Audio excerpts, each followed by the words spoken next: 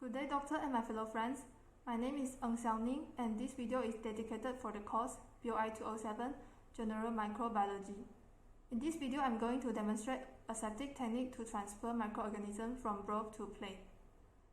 Generally, the term aseptic means an environment or procedure that is free of contamination by pathogens. In microbiology lab, we practice aseptic technique to prevent contamination of the specific microorganism we are working with, and also to prevent contamination of the room and personnel with microorganisms. As we all know that many of the microorganisms we will be working with in lab are non-pathogens. Thus, proper and appropriate aseptic techniques are very important for the safety of all the lab personnel. We will also come across with the terms like sterilization, disinfection, decontamination, and antisepsis. Basically, sterilization is the process to remove all viable microorganisms, including the viruses and bacterial endospores. Sterilization is mostly performed by heat and is usually reserved for inanimate objects. So we often refer a material as sterile. Then, disinfection is the use of physical process or chemical agents such as disinfectant to remove vegetative pathogens, but disinfection does not remove the bacterial endospores. Decontamination is the mechanical process that removes most microbes. Decontamination is used when actual sterilization is not needed, but we still need to decrease the risk of infection or spoilage. Antisepsis is the use of antiseptics that is directly applied to the body surface, such as our hands, to remove most microbes. Next, I also like to include some of the general safety considerations inside microbiology lab. First, we need to wear lab coat and a pair of gloves. Then, we also need to tie back long hairs for the girl. Make sure we leave all the foods and drinks outside the lab because there will be risk of contamination. Then, while we are doing our lab, we need to clean up all the spills immediately. And after that, we need to discard all the contaminated material in appropriate container. Anything that has been in contact with microorganisms needs to be disinfected or sterilized. Then, we also need to wash our hands before we leave the lab. Now let's begin with the demonstration of the broth to plate transfer. So this will be my test tube and the broth culture, and this is my agar plate, and the blue color is the agar, and this is made of plasticine, and this will be my Bunsen burner. The orange color indicates the flame, and also this is my inoculation loop, and I'll use a marker pen to label the test tube and also the plate, and I'll use this one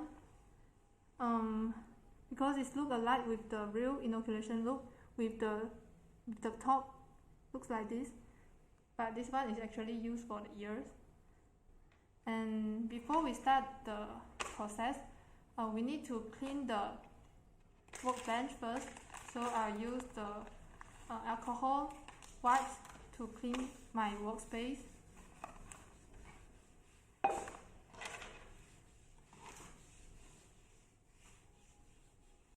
Now we can proceed to the transfer of microorganisms from broth to plate. First of all, we need to label the bottom of the agar plate. So we need to write the name, the date, and also the microorganism we are working with.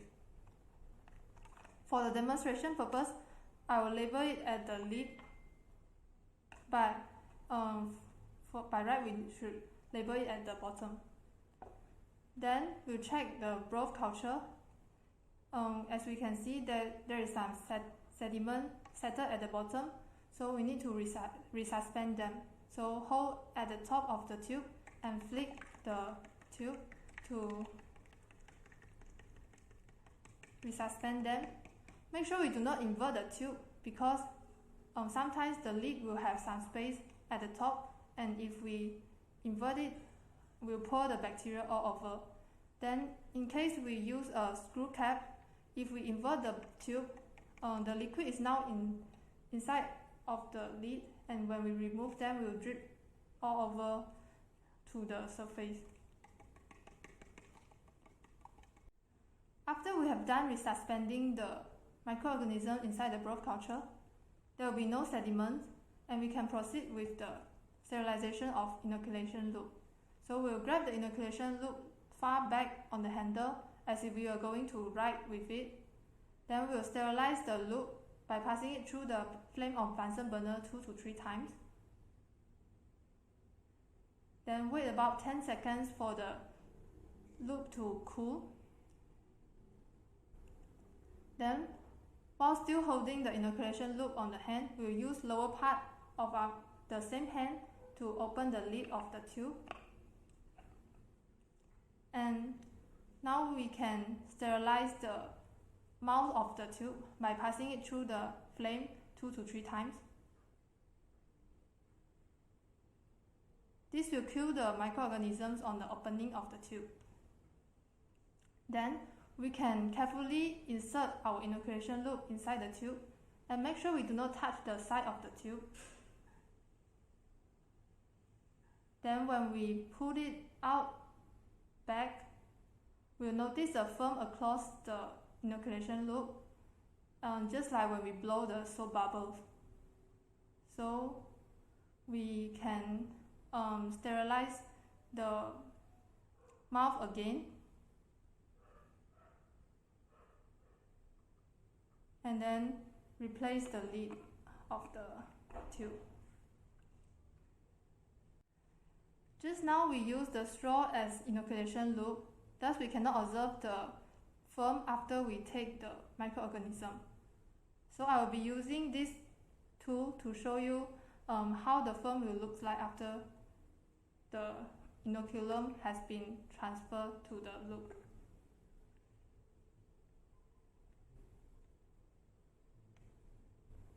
So, as you can see, there is a transparent film, just like when we blow the soap bubbles. Now we have our microorganisms on the inoculation loop. We can transfer it to the agar plate. Open the lid of the petri dish by using our left hand and hold it ajar. Touch the surface of the loop on the agar surface. Lightly drag the loop back and forth across the surface. The general idea is to decrease the bacterial concentration after each swipe. After we have done the first strip, we'll sterilize the loop by passing it through the flame 2 to 3 times. Wait about 10 seconds for the loop to cool, and then we'll continue with the second strip. Make sure we do not go back to the original broth culture, and we'll take some of the bacteria from the first strip. We'll touch the agar surface against the far end of the first strip, and do not go into the center of the plate, and also make sure we do not destroy the agar structure. After we have done the second strip, we'll sterilize the loop again and repeat the same procedure for the third strip, and then sterilize the loop again. Then the last strip will go into the center of the loop. After we have done all the 4 strips, we'll close the lid of the agar plate and then sterilize the loop by passing it through the flame 2 to 3 times. Then we can place it on the test tube rack. The method demonstrated in this video is called quadrant streak method. Following streak plate method, we should end up with isolated colonies somewhere in our last streak. So this is the streaking pattern for quadrant streak method. Generally, the first streaking line is parallel with third streaking line, and the last streaking line will go into the center of our plate. We should also remember that the longer the plate is open to the free air, the greater the chance of contamination, and also we should never lay the inoculation loop on the surface of our table without first sterilizing it. Thank you.